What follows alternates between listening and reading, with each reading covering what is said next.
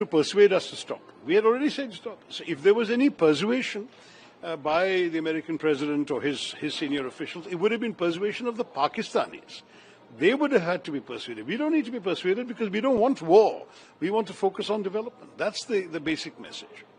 So Western media seemed to have ignored India's proof of damage to Pakistani assets and relied on Pakistani military briefings. What will you say on Western media hypocrisy, who even called terrorists as gunmen? And since you are going to give interviews there, are you going to change? Let's wait and see till I actually encounter the Western media rather than telling the Indian media first. But thank you, Ayushi, for the question. I'm forewarned. Last question. Washington, D.C. also holds headquarters of big financial institutions like World Bank and IMF. Yeah. World Bank recently unveiled a $40 billion long-term financial support to Pakistan, and IMF also bailed out recently. What is your assessment on that? See, we don't begrudge any country its development. If the money is to be spent truly on getting people out of poverty or helping deal with development issues, why would we object? We are humane. We believe in all the sort of well-being of the poorest of the poor in any country.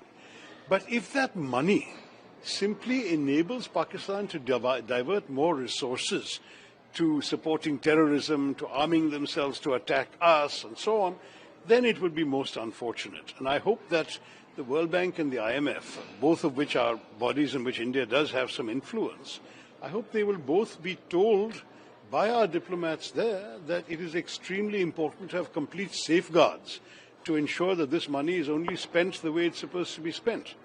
Money is, after all, fungible, right? Let's say you were going to spend 10 rupees on defense and somebody comes and gives you 20. You will happily take 10 and put the other 10 to defense and save yourself the first 10. This is the kind of human nature. So any lender must take adequate precautions to ensure that their money is only spent for the purposes for which it is being given. Otherwise, frankly, we would not object normally to development assistance per se. Our objection is to the misuse of financial freedoms made possible by this assistance. So there was also a terror attack in USA in Boulder. What do you say on that? Well, we immediately reacted. As soon as we saw the reports, the delegation I consulted and I issued a tweet, which they've all retweeted, saying that we express shock and condemn the terrorist attack. We were relieved there was no loss of life. And we endorsed the Secretary of State's message, which is that he said terrorism has no place in our country, and that terrorism has no place in either his country or ours. When we don't believe that terrorism should have any place in any civilized nation. And that message is something we